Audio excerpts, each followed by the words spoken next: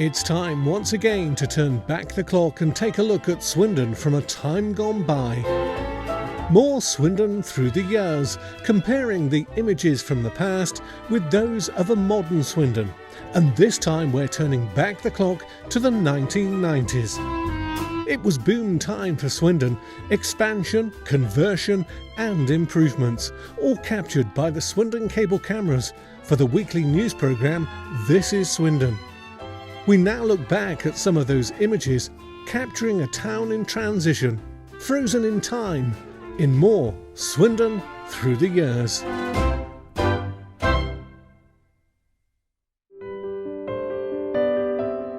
Delving into the Swindon Cable Archive, we're turning back the clock to 1994. Another look at Swindon through the years.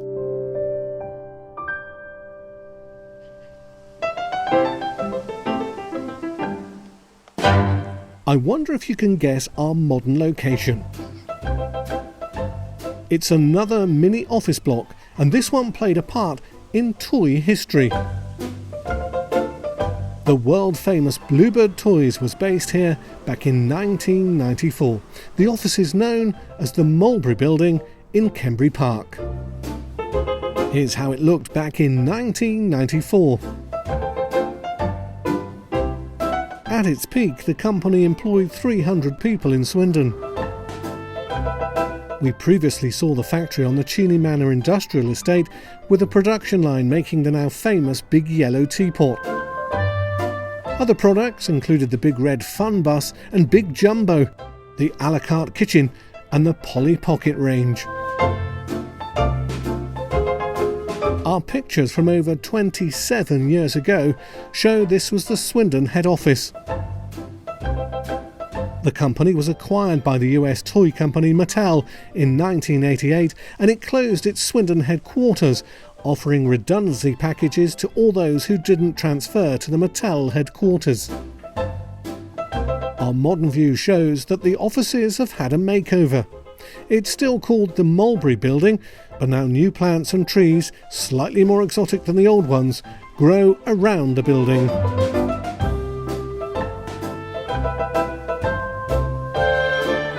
For many people, the toys that the company produced were a part of their childhood and evoke memories of years gone by. The building's makeover provides a disguise, but it's still recognisable as we look at the pictures from across the years. Of course, this is just one of the many office buildings in the town to perform a daily but important role in the commercial world. One we all take for granted until it's gone.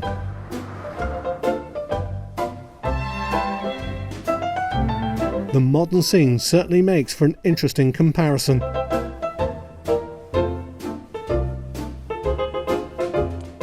And it's easy to forget that a world-famous product was produced by the company based in this very plain and ordinary looking building here in Swindon.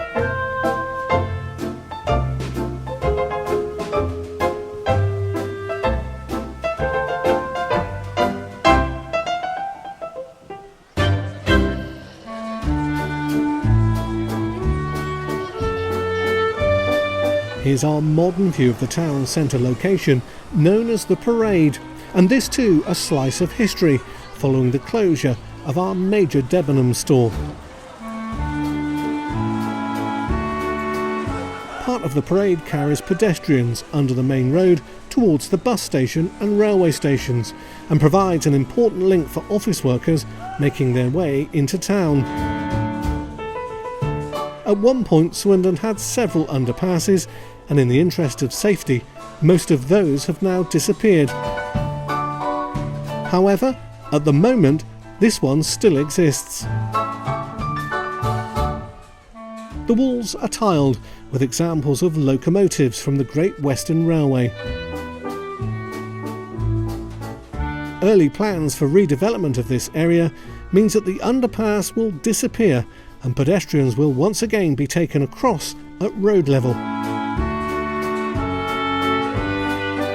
So let's turn back our clock and take a look at the area in 1994.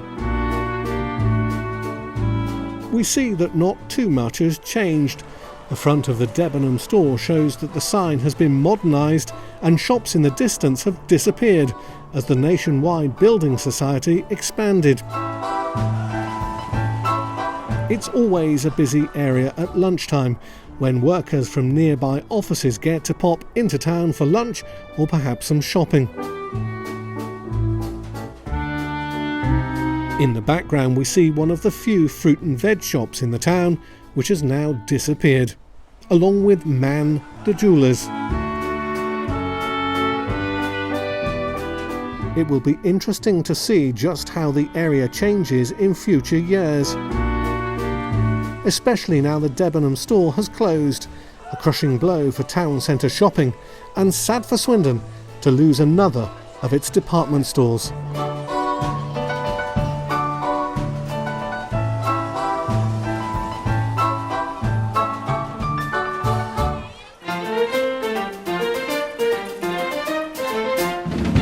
Our next views show how the town centre is constantly affected by changes as businesses changed. Often renewing the lease gives the opportunity to move to a new location. Our more modern view shows a town centre coffee shop, but let's turn back the clock to 1994 and we discover it's home to the Early Learning Centre shop. The store faced the side of the old McIlroy's department store and sold an educational range of toys for children. In fact, Swindon had a connection with the Early Learning Centre as the head office was based at South Marston until it closed in 2008. The business was part of the Mothercare Group, and high street stores were gradually closed as the shops moved inside larger Mothercare stores. Perhaps then this was the start of real noticeable changes on the high street when traders faced increasing business rent costs. The views show just how much has changed across the years. When the Brunel Centre was given a makeover a few years ago, the original curved awning disappeared, being replaced by a much less attractive flat glass version. For me, the Brunel lost some of its original character. And finally, here's a view that shows some things change for the better. New pavements, seats and trees provide a focal point. Isambard Kingdom Brunel now overlooks a much improved Havelock Square. The great man himself now looks in the opposite direction from where he was first installed.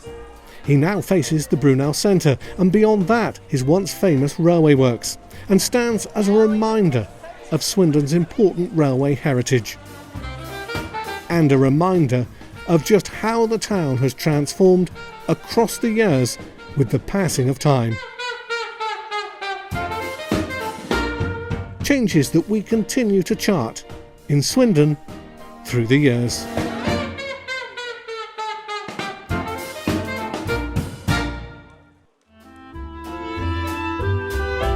We'll have more Swindon Through the Years coming soon, but in the meantime, please do remember, like, comment and share. We'd like to hear your memories of a changing town. And look out, more Swindon Through the Years coming soon.